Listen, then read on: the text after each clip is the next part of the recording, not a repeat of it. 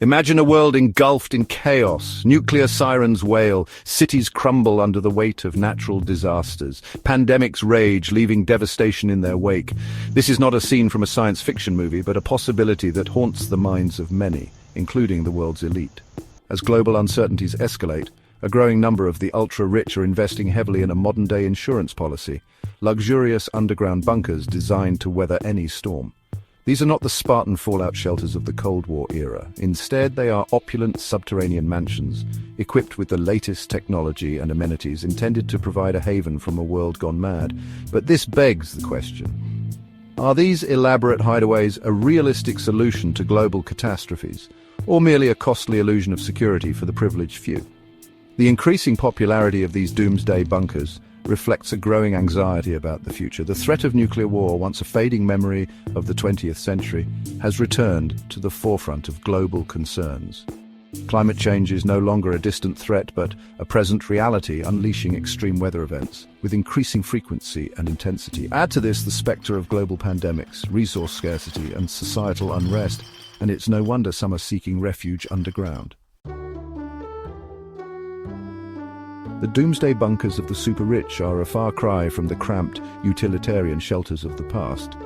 These subterranean palaces are designed to provide not just survival, but comfort, luxury, and even entertainment for months or even years of potential isolation. Imagine stepping into a private elevator that descends deep beneath your sprawling estate. The doors open to reveal a spacious, brightly lit bunker that feels more like a five-star hotel than an underground survival shelter. No expense is spared in these subterranean havens. State-of-the-art air filtration systems ensure a constant supply of fresh, purified air, while advanced water filtration units provide clean drinking water. Hydroponic gardens offer a source of fresh produce, and gourmet kitchens are stocked with enough supplies to satisfy even the most discerning palate.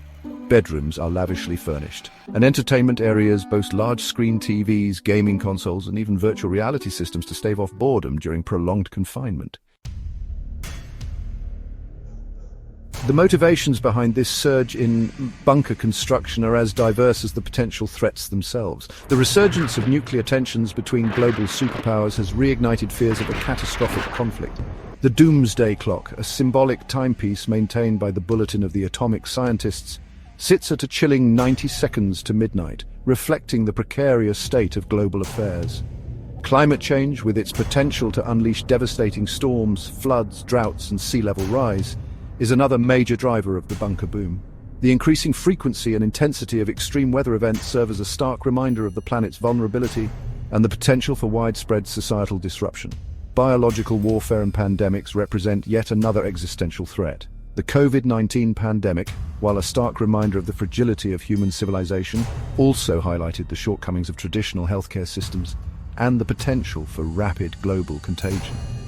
The threat of engineered pathogens and the potential for accidental or intentional release of deadly viruses further fuel the desire for self-sufficiency and isolation.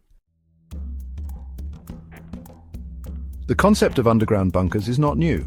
Governments around the world have long recognized the need for secure, hardened facilities to protect key personnel and assets in times of crisis. During the Cold War, both the United States and the Soviet Union constructed elaborate underground bunker complexes designed to ensure the continuity of government in the event of a nuclear attack. These facilities, often shrouded in secrecy, were equipped to house government officials, military leaders, and essential personnel for extended periods. The Greenbrier Hotel in West Virginia, for example, famously concealed a secret bunker built for the United States Congress, complete with a 100,000-square-foot chamber, dormitories, a cafeteria, and even a television studio. While the Cold War may be over, the need for government bunkers has not diminished. In fact, many countries have modernized and expanded their existing facilities in response to evolving threats. The Cheyenne Mountain Complex in Colorado, once a symbol of Cold War paranoia, has been partially reactivated in recent years to protect critical military command and control systems from cyber attacks and electromagnetic pulses. The desire to survive is deeply ingrained in the human psyche. When faced with the prospect of societal collapse or existential threats, it's natural to seek out ways to protect ourselves and our loved ones. For some, this means stockpiling food, water, and other essential supplies. For others, it means acquiring self-defense skills or learning how to live off the grid. The decision to invest in a doomsday bunker can be seen as an extreme manifestation of this survival instinct. It's a way to exert a sense of control in a world that feels increasingly uncertain and unpredictable. The act of building and equipping a bunker can provide a sense of purpose and preparedness, a psychological buffer against the anxieties of a volatile world. However, this sense of security may come at a cost. The decision to retreat underground could lead to isolation, paranoia, and a disconnect from the very communities that provide support and resilience in times of crisis. The ethics of survival, particularly when it comes at the expense of others, raise profound questions about our responsibilities to each other and the future of humanity. The effectiveness of doomsday bunkers in the face of genuine global catastrophe is a subject of much debate. Proponents argue that these underground shelters offer the best chance of survival in the event of nuclear war, pandemics, or other existential threats. They point to the bunker's advanced air filtration systems, water purification units, and self-sustaining capabilities as evidence of their ability to provide a safe haven for extended periods. Critics, however, argue that bunkers offer a false sense of security. They contend that no bunker can truly protect against the full range of potential threats, from long-term nuclear fallout and climate change-induced environmental disasters to the social and psychological impacts of prolonged isolation. Moreover, they question the sustainability of such shelters, particularly in the face of resource scarcity and the potential for social unrest. The reality is that there is no single guaranteed solution for surviving a global catastrophe. Bunkers, while offering a potential layer of protection, should not be seen as a silver bullet. True resilience requires a multifaceted approach that encompasses individual preparedness, community building, and global cooperation to address the root causes of existential threats.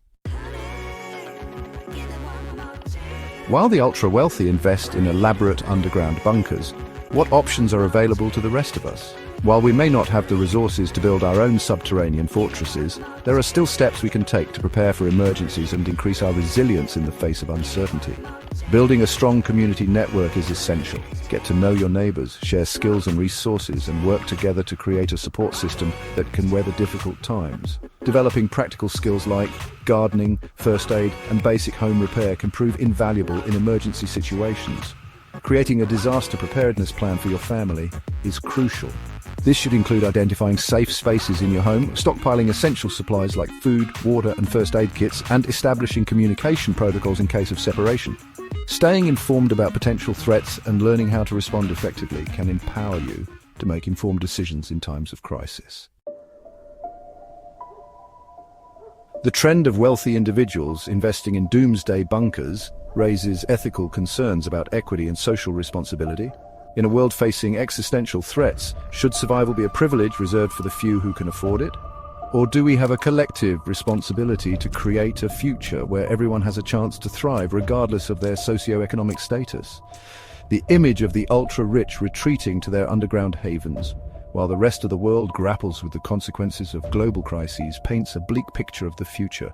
It reinforces existing social divides and undermines the spirit of solidarity and shared responsibility that are essential for navigating collective challenges. Instead of investing in isolation, perhaps the world's wealthy should be channeling their resources into addressing the root causes of global threats. Supporting initiatives that combat climate change, promoting global health security, and advocating for peace and diplomacy are all investments in a more equitable and sustainable future for all. The proliferation of doomsday bunkers among the ultra-wealthy reflects a growing anxiety about the future and a desire to control the uncontrollable. While these elaborate shelters may provide a temporary illusion of security, they ultimately offer a limited and perhaps even counterproductive approach to confronting global challenges. True resilience lies not in isolation but in collaboration, innovation, and a shared commitment to creating a more just and sustainable world for all. Instead of retreating underground, we must work together to address the root causes of existential threats and build a future where doomsday bunkers are relegated to the realm of dystopian fiction, not a reflection of our reality.